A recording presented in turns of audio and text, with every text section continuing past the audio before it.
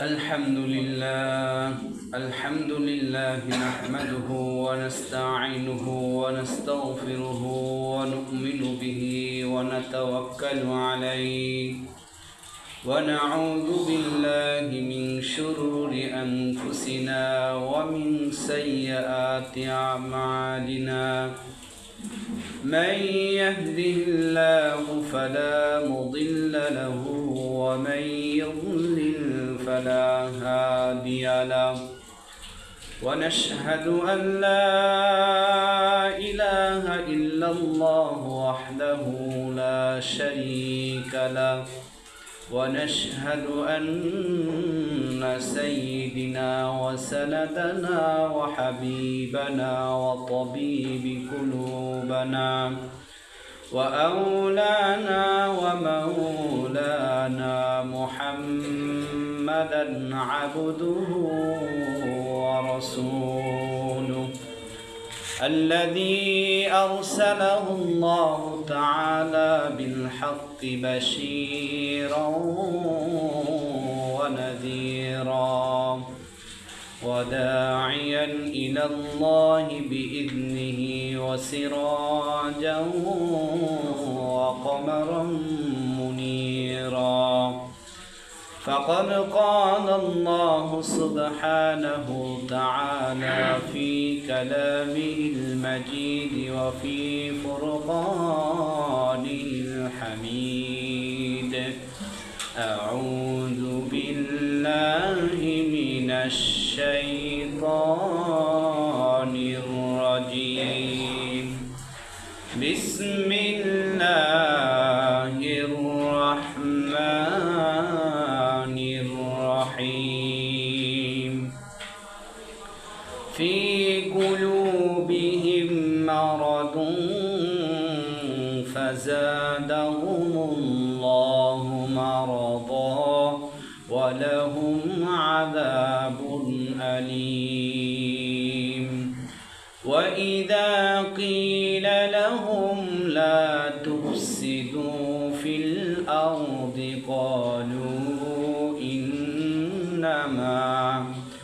قالوا إنما نحن مصلحون ألا إنهم هم المفسدون ولكن لا يشعرون وقال تعالى آية أخرى إذا جاءك المنافقون قالوا نشهد إنك لرسول الله والله يعلم إنك لرسوله والله يشهد إن المنافقين لكاذبون وقال النبي صلى الله عليه وسلم آية المنافقين ثلاث إذا حدث كذب وإذا وعد أخلف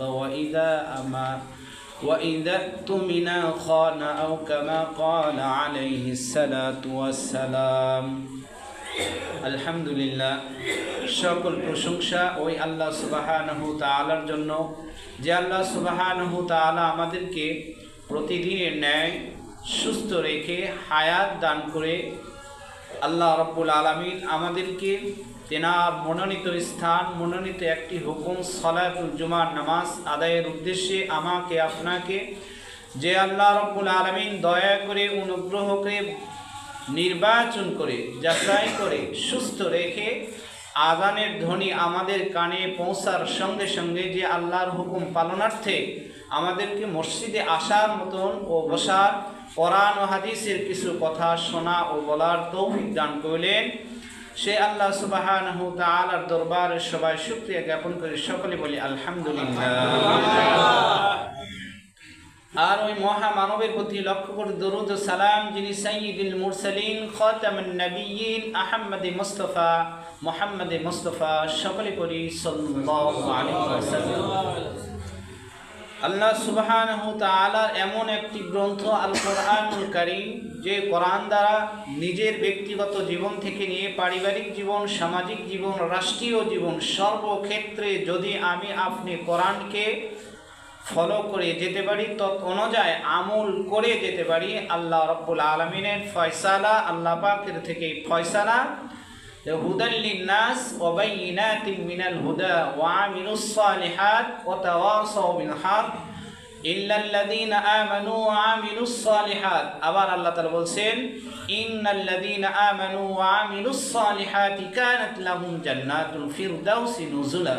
সুবহানাল্লাহ। আল্লাহ রাব্বুল আলামিন এই সকল কোয়ালিটি, ফ্যাসিলিটি সব কিছু মুমিন বান্দা বান্দীদের জন্য আল্লাহ তাআলা বরাদ্দ করে দিয়েছেন। সুবহানাল্লাহ বলবেন।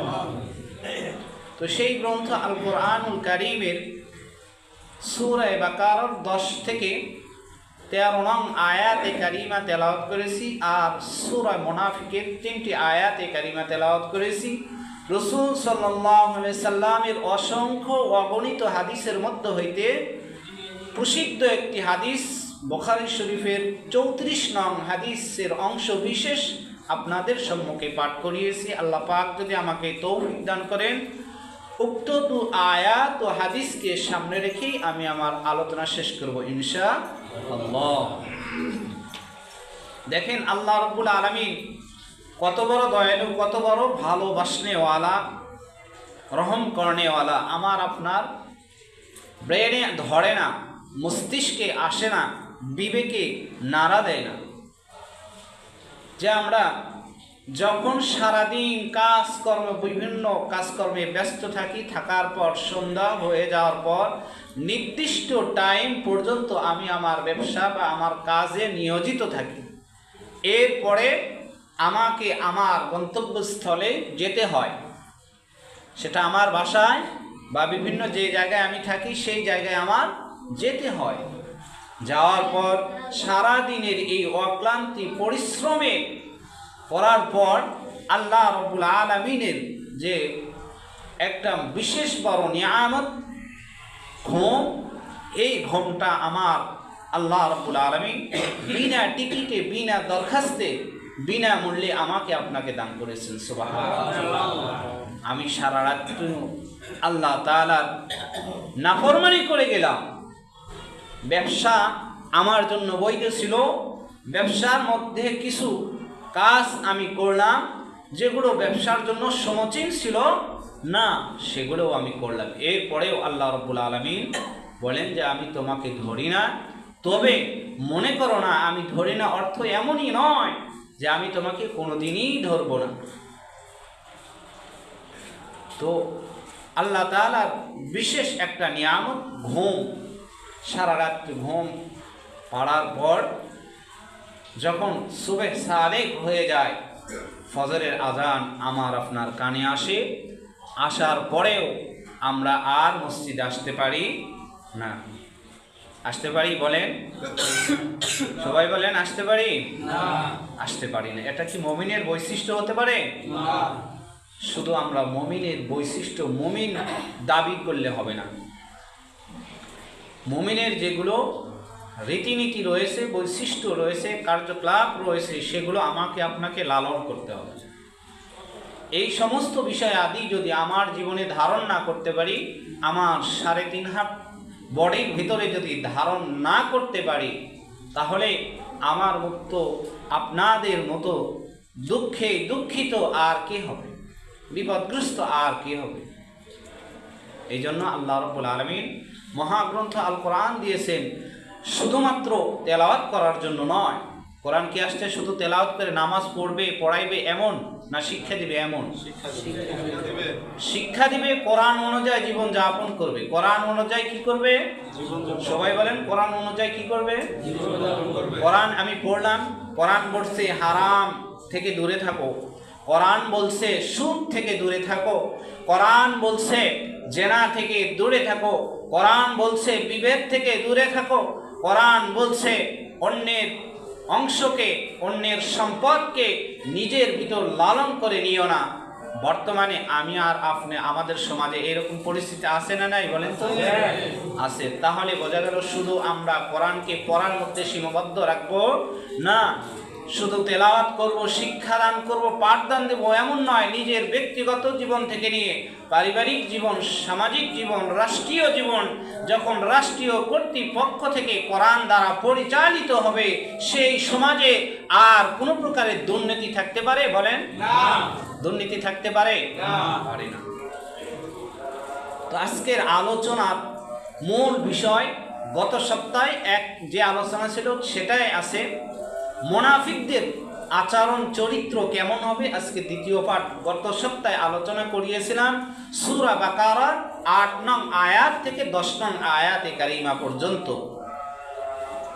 আজকের আলোচনা ১০ থেকে ১৩ নং আয়াত পর্যন্ত ইনশাআল্লাহ। পর্যায়ক্রমে ১৬টাই শেষ করবো ইনশাআল্লাহ, যদি সময়ে কুলায়। তো দেখেন, আল্লাহর হাবিব সাল্লাল্লাহু, প্রথমত আল্লাহ তাআলা এই কোরআনকে দুইজন ব্যক্তির ক্ষেত্রে, মক্কার দুইটি দলের ক্ষেত্রে আল্লাহ রাব্বুল আলামিন অবতীর্ণ করেন। এক মুনাফিক, দ্বিতীয় নাম্বার কাফের। কাদের সংক্রান্ত বলেন? মুনাফিক আর কাফের। আল্লাহর হাবিব সাল্লাল্লাহু আলাইহি সাল্লাম যখন মক্কা থেকে মদিনায় হিজরত করে চলে গেলেন, যাওয়ার পর সেখানে মদিনায় থাকার পর পুনরায় যখন আবার মক্কায় আসলেন, আসার পর দেখলেন আগে যে দুই গ্রুপ ছিল ওই দুই গ্রুপ আর নাই, আবার নতুন করে দুইটি গ্রুপ হয়েছে। কয়টি গ্রুপ হয়েছে বলেন? এক মুনাফিক, দ্বিতীয় নাম্বার ইহুদি। একটা মুনাফিক, দ্বিতীয় নাম্বার ইহুদি। এই দুই দল পরস্পরে বিভেদ সৃষ্টি করলো। ইহুদিদের আচরণ কেমন ছিল? ইহুদি কাদেরকে বলা হয়? যাদের নিকট আল্লাহ প্রদত্ত আসমানি গ্রন্থ ছিল, থাকা সত্ত্বেও তারা জানতো, যেমন ধরেন আসমানি গ্রন্থ 104 খানা। কয়খানা? তাওরাত, জাবুর, ইনজিল, কোরআন। এই যে এইগুলো গ্রন্থের মধ্যে আল্লাহ রাসূল সাল্লাল্লাহু আলাইহি সাল্লাম যে আসবেন, শেষ নবী হবেন, এগুলো ডকুমেন্টস আল্লাহ রাব্বুল আলামিন তার মধ্যে উল্লেখ করে দিয়েছেন। তার কাঠামো কেমন হবে, তার চরিত্র কেমন হবে, তার আকৃতি কেমন হবে, সে মানুষের সঙ্গে কি আচরণ করবে, তার ব্যক্তিগত জীবন থেকে শুরু করে নিয়ে তার পারিবারিক জীবন, সামাজিক জীবন কি দ্বারা সে পরিচালনা করবে, এগুলো কাতে আছে? আসমানি সকল গ্রন্থতে আছে। কিন্তু ইহুদিরা তারা রাসূল করিম সাল্লাল্লাহু আলাইহি সাল্লামের এই মহাগ্রন্থ আল কোরআনে যে সকল বাণী আল্লাহ তাআলা দিয়েছেন গ্রহণ করার জন্য, ধরার জন্য, সেগুলো তারা গ্রহণ করত না, বরংস অবিশ্বাস করত, অহংকার করত। তাদের বংশ মর্যাদা হিসেবে বড় ছিল, আত্মগৌরবে তারা চলাফেরা করত। আর রাসূল সাল্লাল্লাহু আলাইহি সাল্লামকে আল্লাহ তাআলা সীমিত জিনিস দিয়েছেন, যা প্রয়োজন, যে আমার রাসূল অতিরিক্ত কিছু চান নাই। আল্লাহ তাআলা না, আমার হাবিবকে বলছেন তুমি কি চাও? এই যে তুর পাহাড় দেখতেছে, এই তুর পাহাড়কে কি আমি স্বর্ণের দ্বারা পরিপূর্ণ করে দিব? আল্লাহ রাসূল বলছেন যে না, আমার দরকার নাই, আমার দরকার একটাই শুধু, রব্বি হাবলি ইয়া উম্মতি ইয়া উম্মতি। একটাই তিনি দরখাস্ত করছেন। কাদের জন্য? আমার আর আপনার জন্য।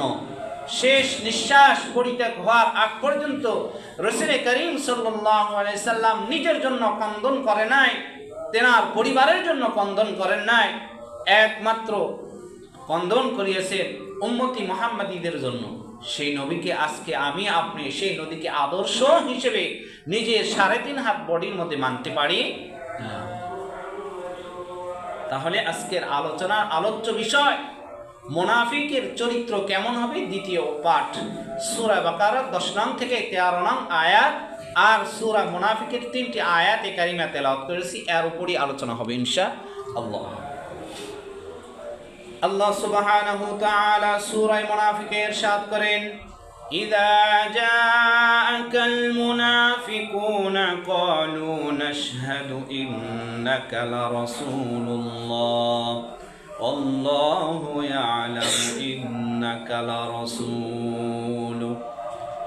হে রাসূল সাল্লাল্লাহু আলাইহি ওয়াসাল্লাম, যখন মুনাফিকরা আপনার সম্মুখে উপস্থিত হইবে তখন তারা বলবে, ক্বালু নাশহাদু, নিশ্চয় আমরা সাক্ষ্য প্রদান করতেছি, সাক্ষ্য দিতেছি, ইন্নাকা লারাসূলুল্লাহ, আপনি আল্লাহ তাআলার রাসূল। মুনাফিকরা যখন আল্লাহ তাআলা বলেন, হে রাসূল, আপনি যখন আপনার কাছে মুনাফিকেরা আসবে, আপনার কাছে সুন্দরভাবে শালীনভাবে, মানে পৃথিবীর মাঝে যত একগ্রতা রয়েছে তারা সব কিছু মনে হয় আপনার সম্মুখে বলবে, আর এই কথা বলবে যে ইন্নাকা লা রাসূলুল্লাহ, যে আপনি আল্লাহ তাআলা প্রেরিত রাসূল, এই কথা তারা বলবে। আল্লাহ তাআলা বলেন, ওয়াল্লাহু ইয়ালামু ইন্নাকা লারাসূলু, আল্লাহ তাআলা বলেন যে আল্লাহ রাব্বুল আলামিন ভালো জানেন, ইন্নাকা লারাসূলু, যে নিশ্চয় তিনি আল্লাহ তাআলা রাসূল। মুনাফিকেরা যখন রাসূল করিম সাল্লাল্লাহু আলাইহি সাল্লামের কাছে সমবেত হয়ে এক জায়গায় হয়ে রাসূল সাল্লাল্লাহু আলাইহি সাল্লামের কাছে আসে, আসার পর তারা সুন্দরভাবে তাকে উপস্থাপনা করে, তাদের কথাগুলো উপস্থাপনা করে বলে যে আপনি আল্লাহ তাআলার প্রেরিত রাসূল, আমরা আপনাকে আল্লাহর প্রেরিত রাসূল হিসেবে মানি। অথচ আল্লাহ তাআলা ৩ নাম্বার আয়াতে ঘোষণা দেন যে তারা প্রকৃত রাসূল, তারা মুমিন হতে পারে না। তাদের বৈশিষ্ট্য কি? আল্লাহ তাআলা বলেন, ওয়াল্লাহু ইয়াশহাদু ইন্নাল মুনাফিকিনা লাকাযিবুন, আল্লাহ রাব্বুল আলামিন বলে তারা তো প্রকৃত অর্থ মুমিন নয়, তাদের অন্তরে একটা কাজ চলে আর মুখে একটা কথা বলে, তারা মুখে যা বলবে কাজে তা পরিণত করবে না। মুনাফিকদের স্বভাব চরিত্র এটাই। মুনাফিকদের স্বভাব হইল আপনার আমার সঙ্গে সুন্দর কথা বলবে, সুন্দর সুন্দর কথা বলবে, কথা বলার মাধ্যমে আমাকে আপনাকে দ্বীনের প্রতি বা ওই কাজের প্রতি আকৃষ্ট করবে, করার পর তারা সেখান থেকে চলে যাবে কিছুদিনের বেনিফিট নেওয়ার উদ্দেশ্যে। আল্লাহ তাআলা বলেন, ওয়াল্লাহু ইয়াশহাদু ইন্নাল মুনাফিকিনা লাকাযিবুন, মুনাফিকেরা যত ধরনের সুন্দর কথা উপস্থাপনা করুক না কেন, আপনার সম্মুখে জাতির সম্মুখে যত ধরনের কথা উপস্থাপনা করুক, তাদের সকল কথাটাই হবে মিথ্যা, তাদের সকল কথাটাই হবে কি বলেন? মিথ্যা। আল্লাহ তাআলা বলছেন সূরা মুনাফিকের ৩ নং আয়াতে, কয় নং আয়াতে? আল্লাহ বলছেন আল্লাহু ইয়াশহাদু, আল্লাহ সাক্ষ্য দেন। ইয়াশহাদু মানে কি? সাক্ষ্য প্রদান করা। মনে করেন জরুরি এলাকায় কোনো এক নির্দিষ্ট জায়গায় কোনো ব্যক্তি চুরি করিয়েছে, 3 জন ব্যক্তি সেখানে সাক্ষ্য দিয়েছে। কয়জন ব্যক্তি? 3 জন। আর ওই 3 জন সাক্ষ্যর মাধ্যমে বিচারটা ফয়সালা করা হইল যে এই ব্যক্তি আসলেই চুরি করিয়েছে, তার ব্যাপারে যে ফয়সালাটা শরীয়ত দিয়েছে সেটা করা বা সেই শাস্তিটা নির্ধারণ করা হইল। এটা মানুষের একটা সিস্টেম। আল্লাহ বলেন, আল্লাহু ইয়াশহাদু, নিশ্চয় আমি সাক্ষ্য দিতেছি, ইন্নাল মুনাফিকিনা লাকাযিবুন, অবশ্যই অবশ্যই যারা মুনাফিক তারা তোমাদের কাছে তোমাদের সহজ সরল ঈমানটাকে নিয়ে ধরা খেলা বান্দা খেলার মতন মুরগি ধরে, যেরকম শিয়াল যেরকম মুরগি ধরে, তোমাদেরকেও এইভাবে ধরে বসে তোমাদের ঈমানটাকে নষ্ট করে দেওয়ার জন্য বিভিন্ন প্লাবন বা বিভিন্ন কথাবার্তা তারা বলতে থাকবে, সুন্দর সুন্দর আচরণ করতে থাকবে, সুন্দর মূলক কথা বলতে থাকবে। তোমরা সেই কথার প্রতি আকৃষ্ট হয়ে তাকে তোমরা আস্থাভাজন বা সবচাইতে বিশ্বাসী লোক হিসেবে মনে করবে। আল্লাহ বলেন, ইন্নাল মুনাফিকিনা লাকাযিবুন, নিশ্চয় তারা অবশ্যই মিথ্যাবাদী, তারা কথা বলে একটা কাজে করে আরেকটা। এইটা ছিল সূরা মুনাফিকের 3টি আয়াতের তরজমা, প্রসঙ্গিক ছোট ছোট কিছু ব্যাখ্যামূলক কথা বললাম। এরপরে আল্লাহ সুবহানাহু তাআলা মুনাফিক সম্পর্কে সূরা বাকারা 8 থেকে 16 নং আয়াত পর্যন্ত লম্বা চড়া আলোচনা করেছেন যে মুনাফিকদের চরিত্র কেমন হবে তুলে ধরেছেন আল্লাহ রাব্বুল আলামিন। এটা তুলে ধরার উদ্দেশ্য একটাই, আমরা যারা নতুন প্রবীণ রয়েছি আমাদেরকে সামনের জীবন যে সেভাবে চালালে হইবে, বলেন সবাই কথা বলেন, চালালে হবে। এই যে আমরা যারা নামাজ ফরজ ছিল, নামাজ যাদের উপর ফজরের নামাজ ফরজ ছিল পড়ি নাই, এই সময়টা কি আর পাইব? কেউ বলতে পারবেন যে আমি গত বছর ফজরের নামাজ পড়তে পারি নাই, আজকে আমি পড়িয়েছি, বা গত বছরের ওই ফজরের সময়টা আমি পাইছি? কেউ পাইছে? না।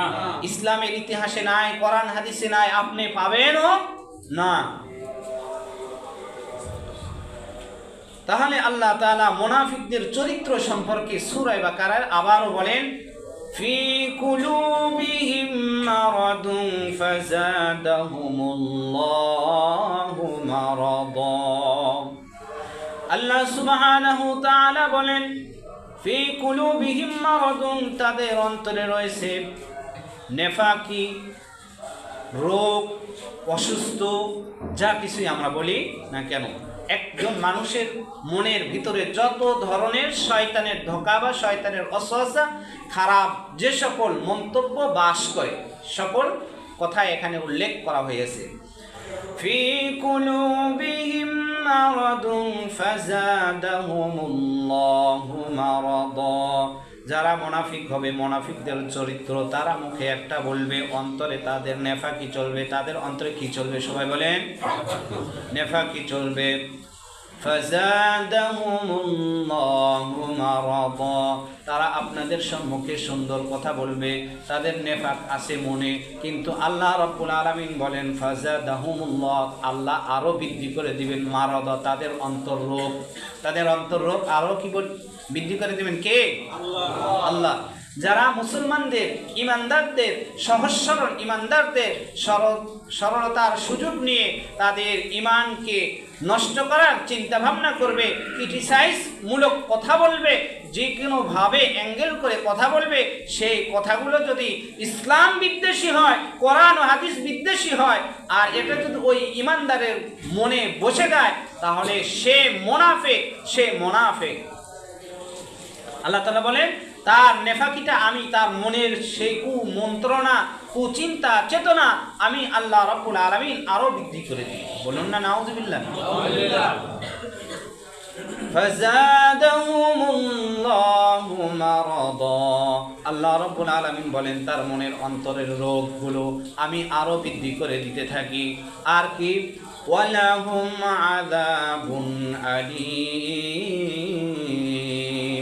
আর তার জন্য আমি ব্যবস্থা করে রেখে দিয়েছি, প্রস্তুত করে রেখে দিয়েছি জ্বলন্ত আগুন। তার জন্য প্রস্তুত করে কি রেখে দিয়েছেন বলেন? জ্বলন্ত আগুন। আমরা সবাই মুসলমান, আমরা সবাই মুসলমান, সবাই ইমানদার নামে মুসলমান, কাজে কর্মে নয়। কাজে কর্মে আমরা মুসলমান বলেন? সবাই কথা বলেন, কাজে কর্মে? এই যে সামনে অনেকেই ঘুমাইছেন, আমরা কি কাজে কর্মে মুসলমান? কাজে কর্মে আমরা মুসলমান নয়।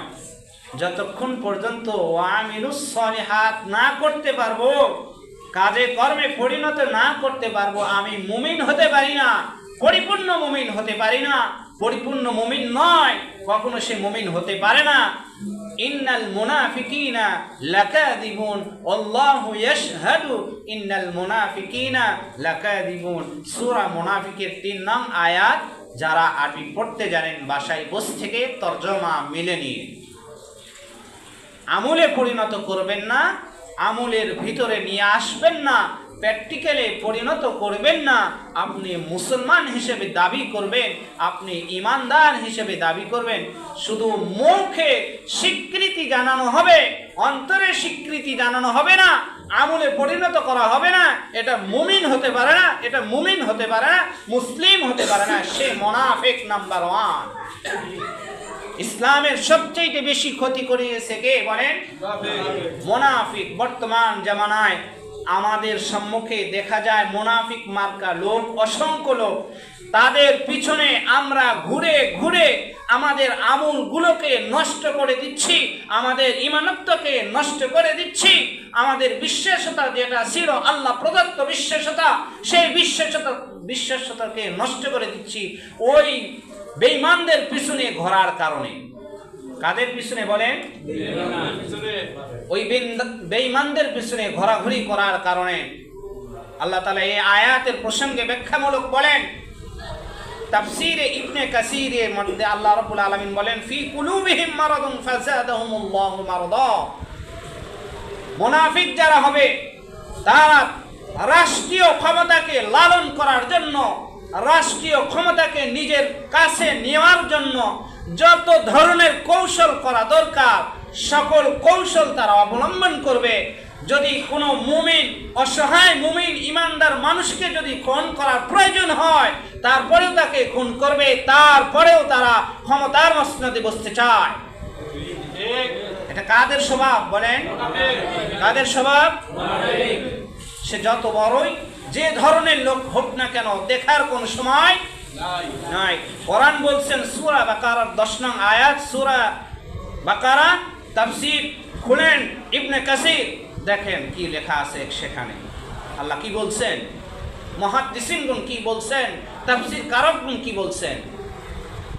কাদের পিছনে তোমার ঈমান, তুমি 5 ওয়াক্ত নামাজ পড়ো সহজ সরল, কিন্তু তোমাকে যারা ঘুরাইতেছে,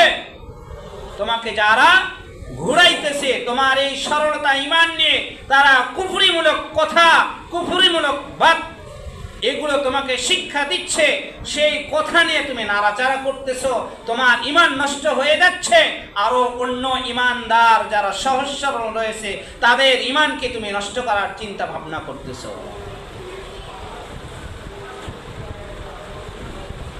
এই জন্য আল্লাহ তাআলা বলেন তাদের অন্তর রোগকে আমি আলো বৃদ্ধি করে দিই। রোগ বিভিন্ন ধরনের হয়, মানুষ শুধু অসুস্থতায় পড়ে থাকলো বেডে নির্দিষ্ট এক টাইম পর্যন্ত 10 দিন 15 দিন এমন নয়। আমি সুস্থ সবল একজন মানুষ, কিন্তু মানুষের পিছনে কিভাবে আটা লাগানো যায়, মানুষকে কিভাবে আমার এক ভাইকে, অসহায় ভাইকে বিপদগ্রস্ত পালানো যায়, বিপদের মাঝে রাখা যায়, এই চিন্তাধারা আমার মনের মধ্যে সবসময় লালন করে। তাহলে সে ব্যক্তি মুনাফিক। সে ব্যক্তি কি? কোরআন থেকে শিক্ষা নেন। কোথায় থেকে শিক্ষা নেব? কোনো নেতা থেকে, নেতার আদর্শ মানার সময় নয়। যে নেতার আদর্শ মানতে হবে সেই নেতার আদর্শকে আজকে আমরা মাইনাস করার কারণে, ওই নেতার আদর্শকে নিজের ভিতরে লালন না করার কারণে আজকে মুসলমানদের অবনতি হচ্ছে, বারবার মুসলমানদের অবনতি হচ্ছে। কোন নেতার আদর্শ আপনি লালন করিয়েছেন? যে নেতার আদর্শ আপনি লালন করিয়েছেন সামনে দাঁড়ানোর পর বলেছিল যে আমি যদি সামনে নির্বাচনে যাইতে পারি তাহলে আমি এই দেশের জন্য, এই জাতির জন্য, এই সমাজের জন্য, এই গ্রামের জন্য আমি উন্নয়নমূলক কাজ করব, কিন্তু নির্বাচন হয়ে যাওয়ার সঙ্গে সঙ্গে তাকে আর খুঁজে পাওয়া যায় না। এই জন্য আমাকে আপনাকে সিদ্ধান্ত নিতে হবে, কোরআনের পক্ষে থাকবো। যতক্ষণ ওই নেতা আছে কোরআনের পক্ষে, ততক্ষণ ওই নেতাকে, ওই হুজুরকে, ওই ব্যক্তিকে সালাম দিব, সেলুট দিব। যখন ওই ব্যক্তি, সে হুজুর হতে পারে, মুহাদ্দিস হতে পারে, মুহাক্কিক হতে পারে, মুফতি সাহেব হতে পারে, মসজিদের মেম্বারের খতিব দাতা হতে পারে, ইমাম সাহেব হতে পারে, মাদ্রাসার মুহাদ্দিস হতে পারে, মাদ্রাসার শিক্ষক হতে পারে, যা কিছুই হোক না কেন ততক্ষণ তার পিছনে থাকবো যতক্ষণ কোরআন ও হাদিস তাকে সঠিক পথে রাখছে, সে সঠিক পথে আছে ততক্ষণ থাকবো, যতক্ষণ পর্যন্ত যখন দেখব যে তার ভিতর কোরআন বিদ্বেষীমূলক কথা ঢুকে গিয়েছে তাকে সাথে সাথে প্রত্যাখ্যান করতে হবে। পারবো না ইনশাআল্লাহ? সেটা যে কোনো ব্যক্তি হতে পারে। কিন্তু দেখা যাচ্ছে মুনাফিকের গ্যাং লিডার যারা, সর্দার যারা, তারা বিভিন্ন পর্যায়ে রয়েছে, শরীয়ত বিরোধীমূলক কথা বলতেছে, আপনি তাদের কথাকে সেলুটবাদী দিচ্ছেন, সাধুবাদ দিয়ে দিচ্ছেন, আর যারা তার কথাকে অপেক্ষা করে প্রতিবাদে নেমে গিয়েছে তাদের বিরুদ্ধে আপনি পানিশমেন্ট নেওয়ার সিদ্ধান্ত নিয়েছেন। আল্লাহর আদালতে কি দিবেন? আল্লাহর আদালতে কি সাক্ষ্য দিবেন?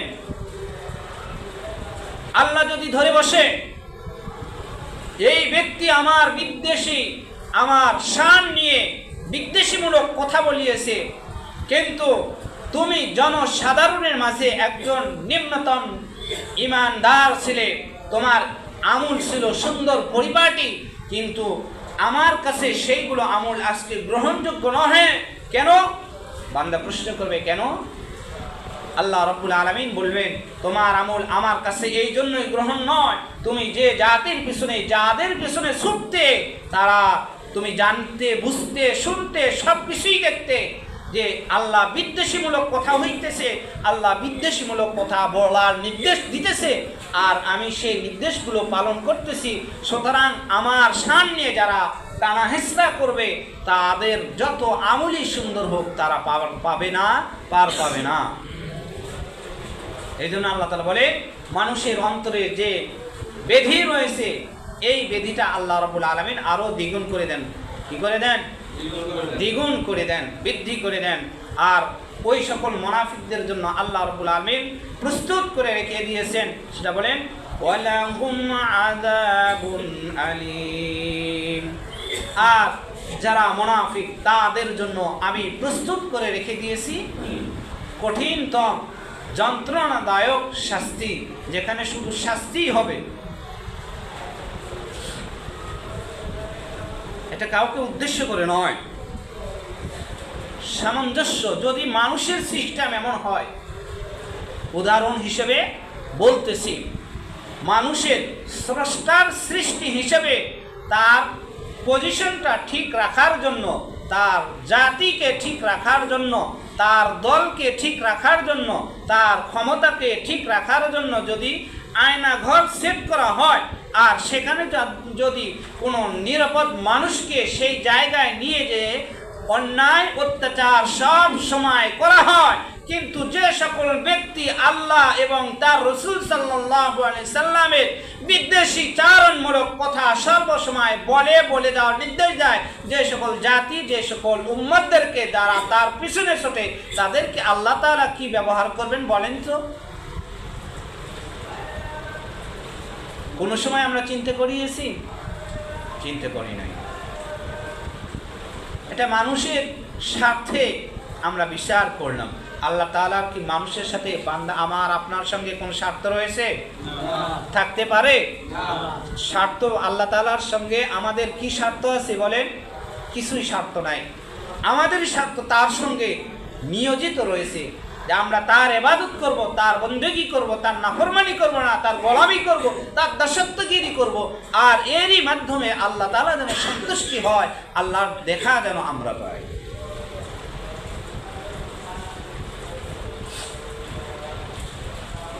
এরপরে দেখেন মুনাফিকের আরেকটি বৈশিষ্ট্য, আরেকটি আয়াতে আল্লাহ তাআলা 11 নং আয়াতে আল্লাহ তাআলা বলেন وَإِذَا قِيلَ لَهُمْ لَا تُفْسِدُوا فِي الْأَرْضِ قَالُوا إِنَّمَا نَحْنُ مُصْلِحُونَ।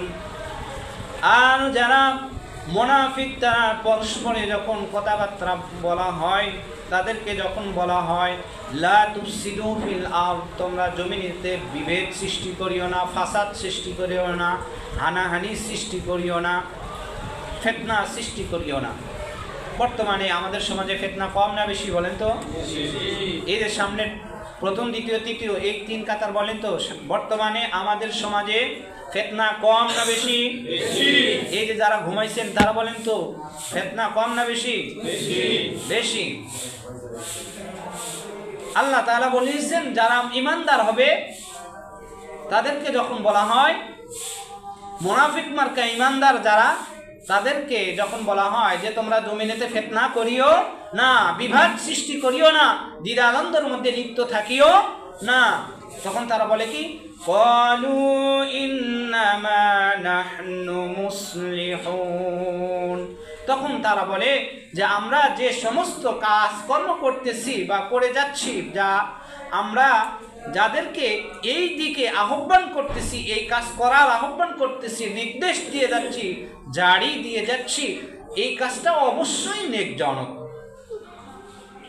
আল্লাহ তাআলা পরের আয়াতে সলিউশন দিয়ে দিলেন, ব্যাখ্যা করে দিয়ে দিলেন আলা ইন্নাহুম হুমুল মুফসিদুনা ওয়ালাকিন লা ইয়াশউরুন।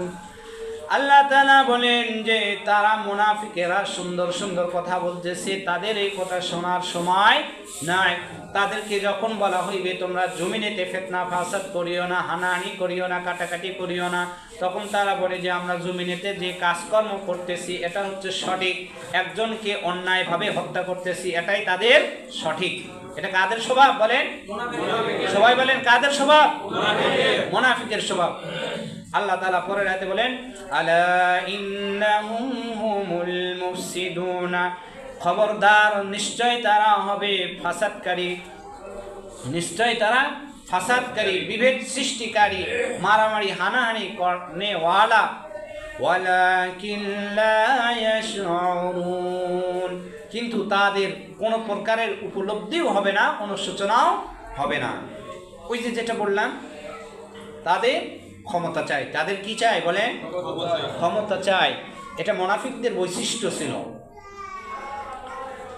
একজন নিরাপদ মানুষকে, নিরীহ মানুষকে অন্যায় করে নাই, কিন্তু সেই মানুষকে তার আগে পিছে ব্যাকগ্রাউন্ড কোনো কিছুই নাই, সে কি একটি জিনিস করিয়েছে। সে কি করিয়েছে বলেন?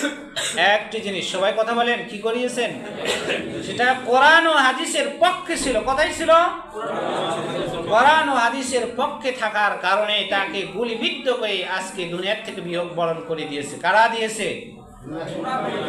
কারা দিয়েছে বলেন? সে কি ক্ষমতার মসনদে বসেছে? সে কি ক্ষমতার মসনদে গিয়েছে কোনো সময়? যায় নাই। সে রাজপথ থেকে শুধুমাত্র কোরআন ও হাদিসের পক্ষে কথা বলেছে, রসুলের আদর্শের পক্ষে কথা বলেছে, কোরআনের আদর্শের পক্ষে কথা বলেছে, যাহার কারণে কিছু মুনাফিক মার্কা বেঈমান তাকে গুলিবিদ্ধ করে আজকে দুনিয়ার থেকে বিয়োগ বরণ করতে বাধ্য করিয়েছে। সেই সকল জাতিকে যারা সেলুট জানাবে, সেই সকল জাতিকে, ওই দলকে যারা সেলুট জানাবে, সাধুবাদ জানাবে, আল্লাহর আদালতে কাল কিয়ামতের ময়দানে হিসাব দিতে হবে। আর দুনিয়াতে তাদের পরিষ্কার পরিচয় আল্লাহ রাব্বুল আলামিন দিয়েছেন।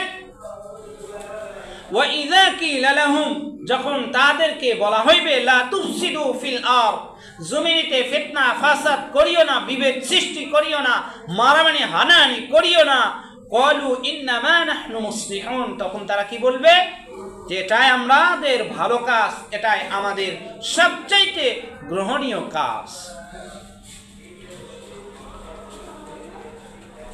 তাহলে অন্যায়ভাবে যতক্ষণ এই নিয়ত আমরা করতে পারবো ইনশাআল্লাহ, যতক্ষণ আমার আপনাকে আল্লাহ রাব্বুল আলামিন এই রূহ নামক এই জিনিস দিয়েছেন, আত্মা নামক এই জিনিস দিয়েছেন, ততক্ষণ পর্যন্ত থাকবো কোরআন ও হাদিসের পক্ষে। পারবো না ইনশাআল্লাহ নিয়ত করতে?